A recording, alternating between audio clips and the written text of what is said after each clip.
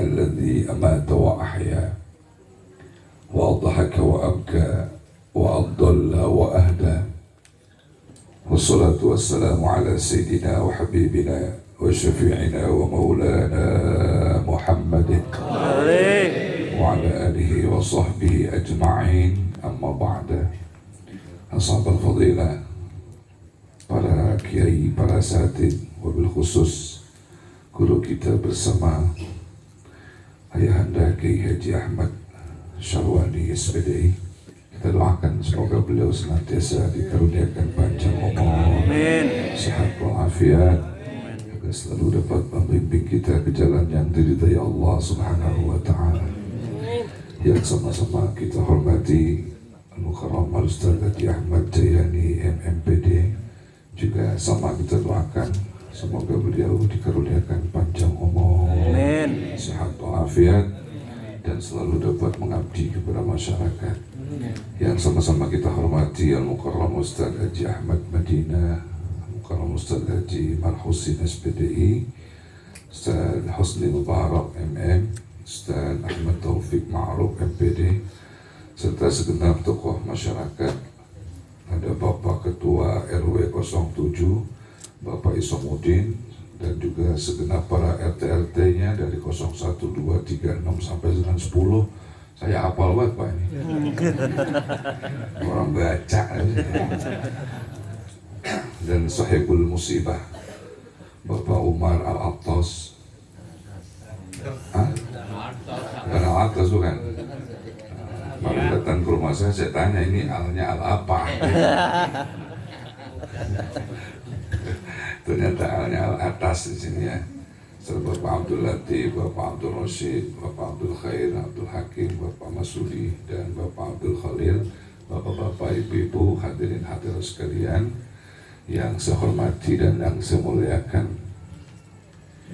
Mohon maaf, saya barangkali minta duluan ini, biasanya kan ada hidangan dulu atau apa, jamuan gitu ya. Minta biar belakangan dah, biar nanti makannya lebih khusyuk gitu. Makan kan kalau khusyuk itu ngunyahnya lama, enak gitu. Ini sebetulnya saya didatengin sama Bang Umar Al-Attas. Saya bilang, Bang, malam itu saya ada acara di Ar-Rahmah Irian, Ujung Malang Irian ya. Udah katanya kemari dulu gitu. Ini barusan juga saya mau kemari, udah ditelepon sama panitia. Kata saya kebayang wajahnya Bang Umar. Bagaimana kata beliau ntar ini, kalau disantet saya. Bapak, ibu-ibu, hadirin hadirat sekalian, malam hari ini kita berkumpul bersama mendoakan almarhumah Ibunda Armah binti Musa. Dan ini adalah malam yang ke-7 ya, atau malam ke-8 yang terakhir ya.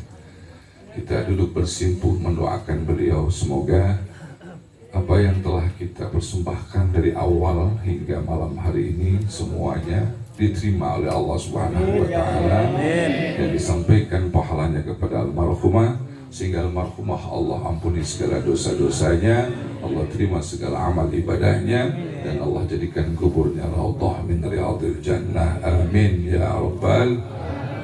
Bapak Ibu yang saya hormati, Sayyidina Ali karramallahu wajhah pernah berkata di dalam khutbahnya, kata beliau, ad-dunya awwaluhal buka wa awsatuhal ana wa akhiruhal fana. Jadi kata Sayyidina Ali, dunia itu awalnya menangis. Semua bayi yang lahir pasti menangis. Dan menangis itu sesungguhnya bukan saat lahir saja. Ini merupakan simbol bahwa manusia pada saat dia hidup awalnya menangis, dan ketika dia melalui proses-proses dalam kehidupannya dan belum menghasilkan apa yang dia inginkan, hakikatnya juga dia masih dalam proses menangis. Saya kasih gambaran begini Pak. Jadi orang hidup ini kan ada yang udah sukses, ada yang belum sukses. Yang belum sukses seperti yang belum dapat jodoh itu belum sukses. Kenapa? Belum punya jodoh, masih proses menangis berarti. Orang yang belum kawin berarti masih dalam proses menangis. Orang itu kan pengennya kaya. Ada nggak yang pengen kaya di sini? Bohong kalau nggak pengen kaya. Tapi ada nggak yang belum kaya? Banyakan yang kaya apa banyakan yang belum? Nangis semua berarti.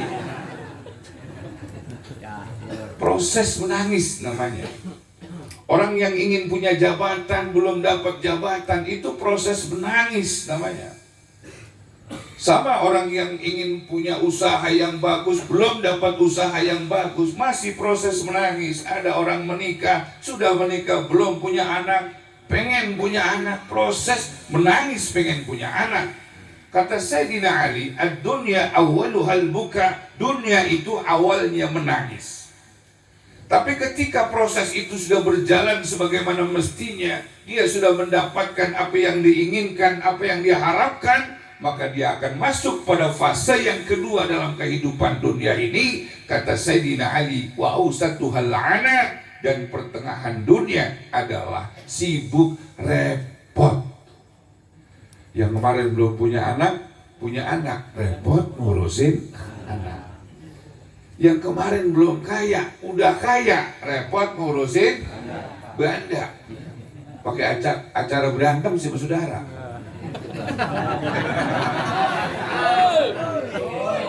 Di sini mah agak ada.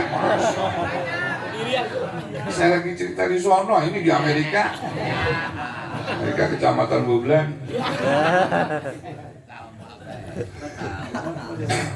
Itu berarti proses anak namanya, proses kedua dalam kehidupan dunia. Yang belum punya jabatan kemarin berusaha nyalon ke sono, nyalon kemari, minta bantuan ke sono, minta bantuan, kagak dapat, masih proses nangis tuh. Yang jadi, nah itu dia proses anak, dia akan disibukkan dengan jabatannya. Tuh begitu. Makanya kemarin itu ada yang nangis, ada yang tawa. Yang kalah nangis, yang menang itu saya terus terang aja kemarin itu Pak, mohon maaf dibahas, gak lagi cuan dibahas ya. Tapi emang begitu, orang kampung kita mau Pak, ternyata berdasarkan hasil survei 49% 49% orang Kabupaten Bekasi kota itu berada di bawah garis kebodohan dalam masalah demokrasi. Iya. Makanya bener orang tua dulu ngomong, tong lu menyalon, iya dong. Lu kalau nyalon minimal lu lihat dulu pertama, ada nggak lu garis lu? Nih, telapak tangan lu, ada garis apa kagak di situ? Ada nggak garis keturunan? Lu lihat di tangan lu tong. Artinya garis turunan lihat ke atas, lu punya nggak saudara-saudara kalau sama opa engkong, apa kumpi, apa buyut, apa tihim? Bapak mah agak tahu tihim apa aja. Orang dulu tuh nyebutnya buyut, habis buyut tihim. Sebab itu udah gabungan dari kata buyut tihim. Orang kalau udah ke sono, udah pasti semuanya punya buyut. Buyut itu baitun buyutun, bentuk jamak dari kata baitun. Baitun artinya rumah, buyutun beberapa rumah, buyutihim rumah mereka. Kalau udah buyutihim, udah kagak bakalan ada lagi di dunia, udah. Rumahnya udah di sono dia. Makanya yang perlu dicari adalah garis tong, garis tangan. Ada nggak garis tangan lo? Lah ada, kumpi saya dulu jadi mandor misalnya. Dia dulu zaman company. Udah dia berarti lu punya garis tangan lu cakep. Nah tinggal buah tangan lu punya apa kagak? Lu punya garis tangan yang bagus tapi duit kagak, itu garis tangan namanya. Nah kalau garis tangan kagak, dapat apa kagak? Tepok tangan lu, kagak dapat apa-apa. Orang dulu begitu ngomongnya Pak. Ya saya jadi teringat juga itu, ada benernya itu omongan orang dulu. Nah, kembali lagi, jadi awaluhal buka, ausatuhal ana. Jadi pertengahan dunia capek, lelah, sibuk dah. Ya kemarin-kemarin kagak punya waktu. kemana-mana waktu di masjid ada, kagak pulang-pulang. Nah sekarang udah kerja, diterima lagi di kantor kecamatan, jadi PNS, pulang kan ngikutin jadwal sono, jarang ke masjid. Nah itu awas anak tuh.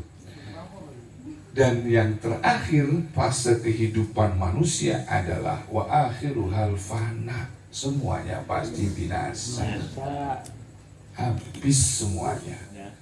Binasa itu maknanya proses pindah alam, maksudnya Pak. Kita ini semuanya kan baru mengalami beberapa proses pindah alam. Dulu kita di alam perut, dulu di alam arwah dulu ya, di alam arwah. Terus kita masuk ke alam perut, alam rahim, baru ke alam dunia. Udah 2 kali mati kita.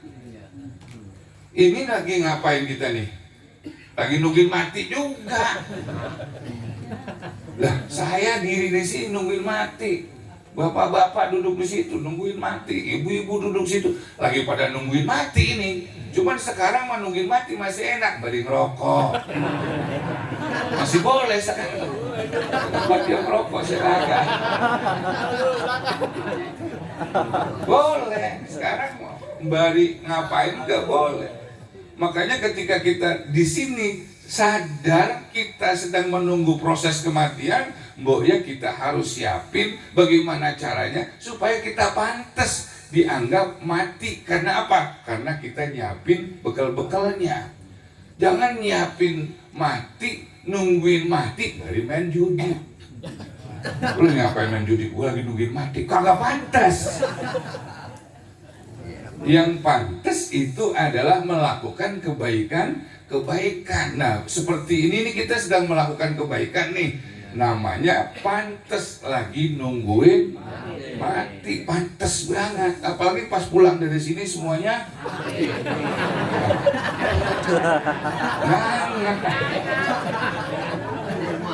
nah, kalau bisa mau guru belakangan. Kita sampai nahlilin coba dah. Yang nyembayangin siapa? Kalau guru duluan kan itu repot, kagak ada nyembayangin gitu. Jadi Pak namanya umur ya. Siapa aja dah yang udah iza jaa ajaluhum la yastakhiruna sa'atan wa la yastaqdimun. Yang lagi ditungguin tuh ajal. Ajal itu artinya apa? Waktu. Ajal itu artinya waktu. Kita semuanya tinggal nungguin waktu. Ada yang dikasih waktunya panjang, sampai 70 sekarang masih hidup ada. Ada yang 70 masih ada nih. Nanti waktunya panjangan. Ada yang baru lahir cepat mati, ada enggak? Itu waktunya pendekan. Ada yang baru buat habis kawin mati. Lewat sampai situ udah mau kemana? Kalau kita manusia Pak, kata Nabi, umur ummati ma baina sittin wa sab'in. Umur umat itu di antara 60 70. Ini umur umat Nabi Muhammad. Kalau udah lebih ke sana itu udah bonus ya apaan. Masih lamaan bangsa jin Pak. Wah saya lama Pak dalamin masalah jin. Dulu saya pernah cerita tentang 360 sukunya jin. 360 dia punya suku. Tapi siapa jin yang jadi sahabat Nabi, yang dibaiat oleh Nabi dan kemudian menyatakan diri masuk Islam? Ternyata para pendakwah dari bangsa jin itu banyak. Sahabat-sahabat Nabi banyak. Kita kenal sahabat Nabi kalau Ahlus Suffah itu jumlahnya 313. Satu riwayat 410. Kalau dari bangsa jin ternyata sahabat-sahabat dari bangsa jin, sahabat Nabi yang langsung dakwah ngikutin Nabi dari 9 bangsa jin sampai dengan ratusan bahkan ribuan. Itu sahabat kentalnya, sahabat dekatnya Nabi adalah 33 jin. Ini belum pernah nih saya bahas. Ya, silakan Ustaz. Baru nyampe nih, ada acara 2 juga dia nih.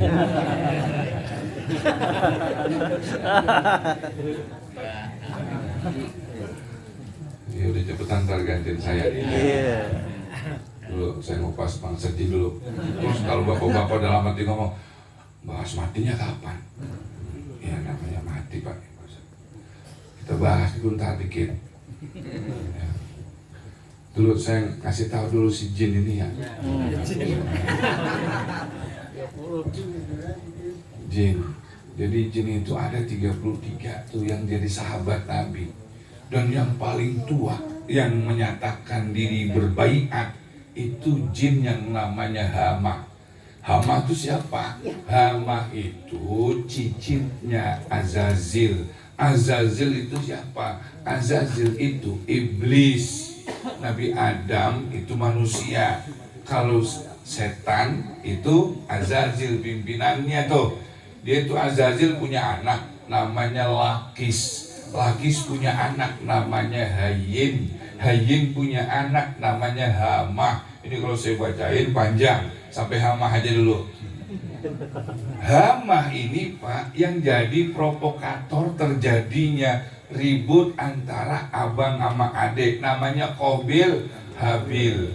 Qabil Habil berantem diprovokasi oleh setan namanya Hama. Si Hama ini nanti dia baiat kepada Nabi, menyatakan diri masuk Islam. Ini dia tua nih si Hama pimpinannya nih, karena dia masih turunannya baru yang keempat dia dari iblis. Iblis tuh 4. Berarti kalau 4 apa kita ke bawah itu? Bapak, anak, cucu, cicit baru. Itu umurnya panjangnya luar biasa. Kalau dari zaman Nabi Adam dia udah ada, sampai Ginari berarti dia masih ada. Si Hamah namanya. Kalau Ifrit yang mana? Ifrit lain lagi rombongannya. Ibu belebetan sono. Ifrit itu ada 2 juga Pak. Ada setan Ifrit, ada jin Ifrit nanti ada juga yang beriman. Si Ifrit tuh Ifrit. Ya udah, jangan panjang-panjang. Nah, jadi ingin saya menyatakan di sini bahwa mereka juga ternyata beriman kepada Nabi Muhammad SAW, dan itu yang membedakan antara mereka dengan kita. Kita umurnya terbatas, mereka umurnya panjang. Nih. Nah, terus kalau kita selalu minta, ya Allah, tawil umurana fi tu'atillah wa tu'atir Rasul, ya Allah, berikan saya panjang umur. Pak, panjang juga pas-pasan aja ya enak. Jangan kebuatan panjang. Repot. Lah sekarang yang 120 tahun aja temen SD-nya udah kagak ada. Coba dah, yang 120 tahun masih ada teman mainnya. Kagak ada, diri-diri udah sepi dunia buat dia. Gigi kagak, mata kagak awas, ya kuping udah kagak tapi denger. Tapi giliran duit sih tahu. Golok itu mah. Ya artinya kita standar aja. Yang penting umur pendek berkah. Gitu. Banyak ulama-ulama kita yang meninggal itu usia muda Pak. Imam Nawawi kenal? Imam Nawawi bukan Syekh Nawawi. Kalau Syekh Nawawi orang Tanara, Banten. Itu Syekh Muhammad bin Umar Nawawi Al-Bantani Al-Jawi namanya. Kalau Imam Nawawi itu orang Syria. Beliau itu usianya satu riwayat 49 tahun dan meninggal dalam keadaan membujang, uzubiyah, bujangan Pak.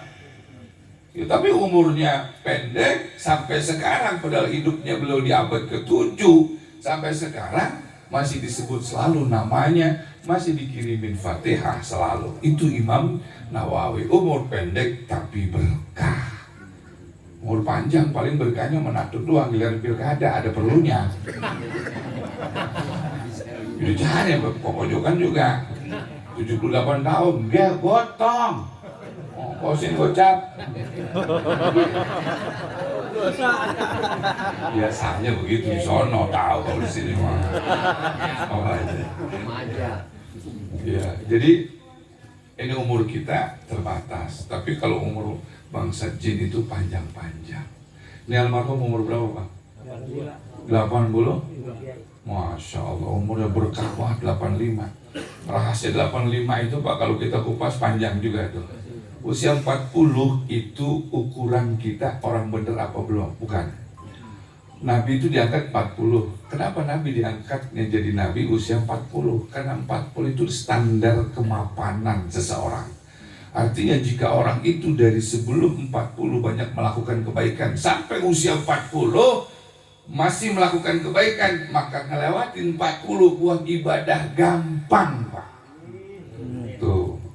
Tapi kalau yang dari 1 sampai 40 ibadah. Tapi kalau misalkan dia itu dari 25 belum ibadah, 30 belum ibadah, pas sakit stroke lama 5 tahun baik, terus dia ibadah masih segen-segenan, masih berat itu buat ibadah. Kenapa? Standar 40 itu lebih dominan bukan ibadah pada hidupnya itu. Jadi yang dominan ibadah itu dia gampang melakukan ibadah. Itu makanya 40 standar usia 40. Di sini ada yang 40 dah. Jangan 40 apa kurang? Udah lewat ini ya. Nah, 40 itu. Nanti 50 itu udah hati-hati sebetulnya. Karena 50 itu sudah lebih dekat ke sono. Disuruh mikir udah 50. Kan udah kirim tandanya tuh. Tandanya apa? Itu rambut putih uban. Jadi Syaib itu, uban itu nasihat, Pak. Jadi yang punya uban tolong jangan disemir. Nah, kan kita tahu penyemir haram. Itu boleh nyemir kalau mau perang. Kalau berangkat ke Palestina, semir dari sini dah. Ya, biar pantas pegang senjata, rambutnya hitam. Nah, kalau misalkan megang senjata, rambutnya putih, diterakin Israel. Israel cuma aki-aki. Udah bom. Makanya perlunya situ.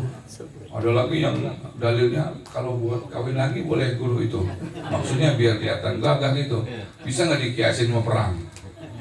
Saya cari dalil, kagak nemu itu kagak ada. Kagak nggak ada dalilnya itu. Ya, kawin aja, biar putih biarin. Iya, itu juga perempuan ngetak yakin ntar. Iya, asal duitnya banyak juga. Resep udah. Zaman sekarang makan duit. Jadi Ibu Armah ini malamnya ke-8, Pak, ini sedikit saya ingin menyampaikan begini. Kalau di saya itu kalau yang namanya 7 hari benar-benar di malam ke-7. Ya. Ada orang mengatakan berlebihan katanya. Malam ke-8. Begini. Saya ngambil satu kitab namanya Al-Hawi. Al-Hawi lil Fatawa lil Imam Jalaluddin Asyuti, itu ada 2 jilid. Di jilid kedua halaman 87, nanti beliau punya kitabnya, coba dilihat. Ternyata orang meninggal dunia itu kan ada acara 3 hari, 7 hari, 40 hari, 100 hari sampai dengan 360 hari. Ini berdasarkan sebuah ungkapan dulu ya dari Sayyidina Umar dulu. Kata Sayyidina Umar, la ya'ti 'alal mayyiti asyaddu minal lailatil ula farhamu bis shadaqati mayyamut.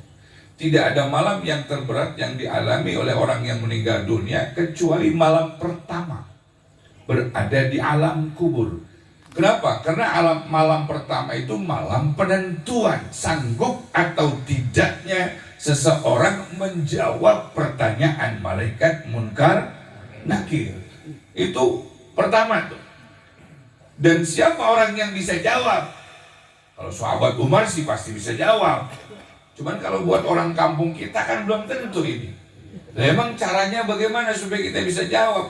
Itu yang bisa jawab pertanyaan malaikat munkar nakir di malam pertama, kata ulama, orang yang kagak pernah ninggalin sembahyang jamaah. Kalau selama hidupnya dia tidak pernah meninggalkan sholat jamaah, dipastikan dia bisa jawab pertanyaan malaikat munkar nakir di malam pertama. Di sini ada yang pernah ninggalin jamaah? Banyakan yang ninggalin apa banyakan yang ngerjain? Ya, harapan tipis. Ya, harapan tipis berarti bisa jawab pertanyaan malaikat munkar nakir di malam pertama. Kalau misalkan nggak bisa jawab pertanyaan malaikat munkar nakir di malam pertama, terus dia diapain? Malaikat Zabaniyah tugasnya, Pak, disuruh nginjek-nginjek udah. Injek-injek, dijedor, apa yang tahu? Sampai kapan malaikat munkar nakir datang lagi? Nanti datang lagi malam ketiga. Datang lagi malaikat munkar nakir di malam ketiga, nanya lagi. Bapak-bapak kan udah tahu itu pertanyaannya, udah dikasih bocoran. Mantra buka, menabiyuka, tinggal apalin Pak. Tapi apalinnya pakai amal ibadah, amal perbuatan. Bukannya dihafalin di otak. Sebab yang jawab nanti bukan otak, yang jawab bukan mulut, tapi yang jawab adalah amal soleh kita. Malam ketiga nyampe lagi tuh malaikat munkar nakir. Makanya kita disuruh 3 hari. Orang dulu ngomong 3 hari tong. Orang dulu kagak ngerti dalilnya, orang dulu kagak tahu kitabnya. Ini saya yang nyampein. Berarti maksudnya kalau ada acara 3 hari itu sedekahnya dilainin. Biasanya kacang garing, kalau dihapus sama rambutan kalau lagi musim. Kalau misalkan malam ketiga tukar yang rada mewahan kalau punya duit, pakai nasi. Sebab kalau nasi mataannya banyak. Kalau kita serok, kita sendok begini nih, berapa biji mata nasi itu? Banyak banget. Itu nilai pahalanya 1 nasi 10 kebaikan kali sekian. Tuh makanya disuruh pakai nasi. Itu ulama kita ngajarin begitu. Malam ketiga kenapa kita disuruh pakai nasi, sedekah disuruh tambahin? Karena malam ketiga itu datangnya malaikat munkar nakir menanyakan man rabbuka lagi. Kita bantu doa dan dengan sedekah. Itu maknanya begitu. Hah? Kopi gajah.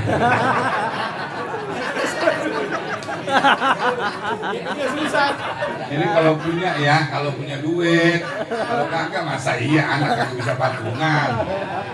Iya, kuping gajah. Saya pernah nanya kuping gajah waktu saya masih mondok, Pak. Ini kue apa namanya? Itu bukan kuping gajah, kata orang di Cirebon. Otokowok namanya.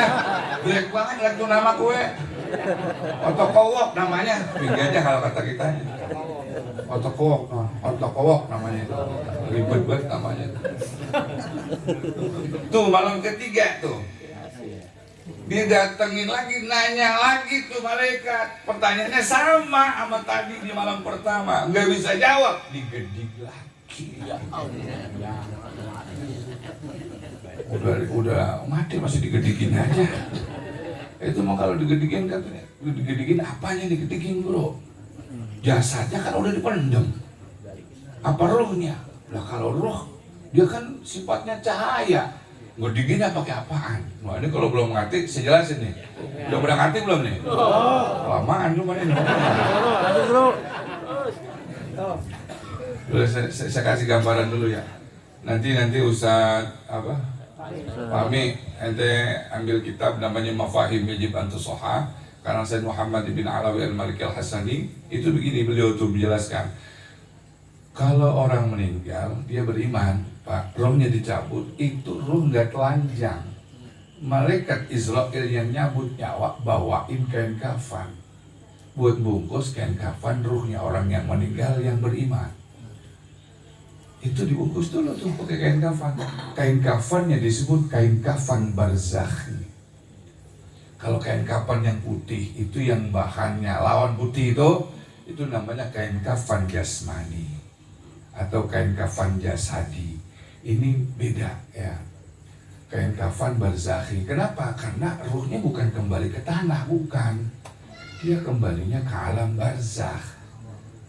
Nanti kalau tanah itu udah buat nyimpen jasad, karena memang jasad berasal dari tanah, dia kembali ke tanah tuh. Minha khalaqnakum wa fiha nu'idukum wa minha nukhrijukum taratan ukhra. Tanah kembali ke tanah. Udah dipendem aja udah. Ini pada saat yang baca talqin 7 langkah meninggalkan kuburan, baru ruhnya itu diberikan jasad yang baru. Jasadnya disebut jasad barzakhi. Adanya bukan di dalam tanah, karena tanah itu masih alam nasut namanya. Nasut itu bisa disentuh dengan hawas, dengan panca indera kita, bisa dipegang, namanya nasut. Kalau yang meninggal itu ruhnya dikasih jasad yang baru, namanya jasad barzakhi, adanya di alam kubur, bukan di kuburan. Kalau kuburan alam nasut, masih bumi. Coba ada gali, masih ada, jenazahnya masih ada. Di kampung saya kemarin ada kena gusuran BKT nih. Orang yang pada tanahnya lebar pada kena, kuburan kena, digali lah, tulang mulu. Berarti kemarin nanyanya di situ bukan tuh? Bukan di situ. Kalau emang nanyanya di situ kedengeran, Pak. Lah apalagi kita ngaji di atas kuburan. Hah? Jadi kita ngaji di atas kuburan kan? Itu kita mestinya dengar karena masih alam nasut. Bukan di situ nanyanya, bukan. Namanya nanyanya di alam barzah. Alam barzah mana?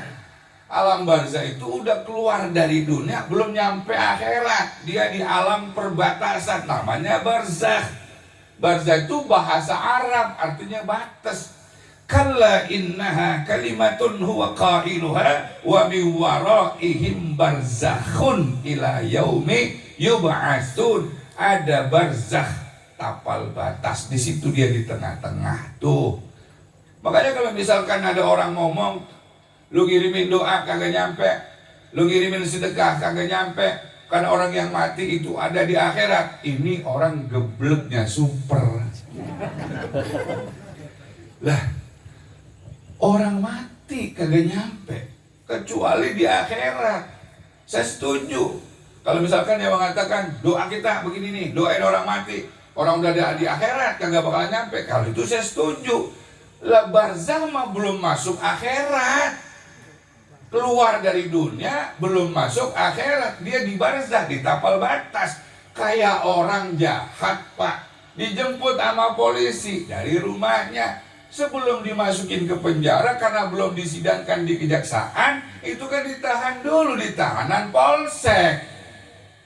Berarti udah keluar dari rumah, belum masuk penjara. Orang meninggal udah keluar dari dunia, belum masuk akhirat. Di mana dia adanya? Barzakh namanya. Paham gak sih ngomongnya? Udah, kalau nggak paham pura-pura paham udah malam ini. Dulu dah. Itu berarti adanya di alam barzakh atau di polsek ditahan. Orang yang ada di polsek boleh nggak dijenguk? Boleh. Nyampe apakah kekiriman timbalnya? Nyampe banget.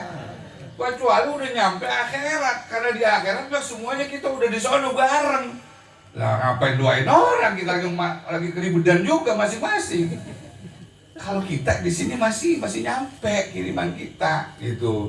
Ini orang yang ada di alam barzakh begitu, sama tuh keadaannya, bahkan dia bisa ngelihat apa yang dilakukan oleh anak keturunannya di dunia. Makanya kata Nabi, sayangilah orang tuamu dengan kebaikan-kebaikanmu di dunia. Karena orang tua yang ada di alam barzakh itu mereka tahu kerjaan kamu di dunia. Berantem, ada yang mempok sama ponakannya, tahu semua. Tahu, apalagi yang berebut ganda dia. Belanja emaknya masih letak, udah bongkar lemari. Nggak diapaan, ada yang gue cari di dalam. Ini nyari apa? Sertifikat dicari, ketemu. Cuma sertifikat vaksin. Dilopak. Ya ilaha illallah. Tuh, begitu. Jadi di alam barzah ini nyak nih berarti adanya di alam barzah. Ntar itu di malam ke-7 nyampe lagi malaikat. Malamnya malam ke-7, Pak. Yaumas Sabi', hari yang ke-7. Malam yang ke-7 maksudnya.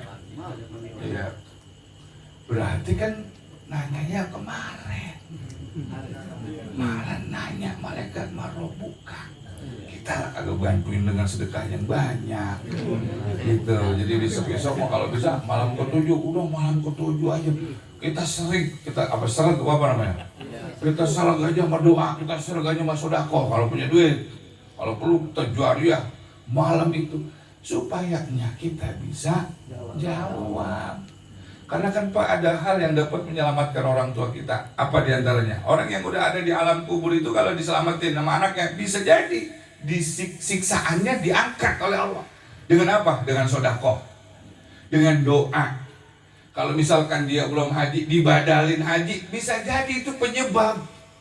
Jika misalkan seseorang itu sedang diazab di alam kuburnya, diberikan badal haji sebagai bentuk pengabdian seorang anak buat orang tuanya, bisa jadi dihentikan, di stop azabnya dengan sababiah dibadalin haji. Makanya badalin banyak. Kalau belum, udah haji belum? Badalin udah. Ya 10 juta bang. Kalau di tempat yang lain ada yang 15, cari deh yang murahan. Ya bukan ke saya, bukan, emang saya agen, bukan. Ya, cari yang rada murahan gitu. Patungan tadi anaknya banyak itu kan. Iya, luar 2 juta kelar udah. Tuh buat berangkat. Ini kita lagi musim haji, udah badalnya bisa jadi. Mudah-mudahan itu sebab jika memang ya, nauzubillah nih, jika memang sedang disiksa orang yang ada dalam alam kubur, itu akan dihentikan siksanya dengan sebab dibadalin haji atau dihaulin. Itu sebetulnya buat ngeringanin kalau memang ada yang belum selesai menjawab pertanyaan malaikat munkar nakir. Dan kita doain ya, mudah-mudahan kita ini Allah jadikan meninggal kembali dalam keadaan husnul khotimah. Dan malam hari ini beliau sedang menyaksikan kita bersama-sama setelah menjawab pertanyaan dari malaikat munkar dan nakir. Al-Fatihah.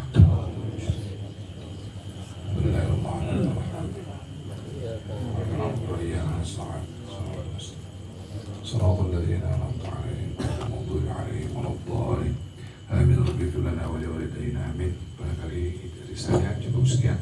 Sohaibil bait, saya mohon maaf, saya berangkat duluan, guru-guru juga ya. Ya biasanya saya ngopi sama Ustaz Husni ini. Dengan kopinya nanti dikodok ya teman-teman. Jadi saya cukup sekian. Assalamualaikum warahmatullahi wabarakatuh.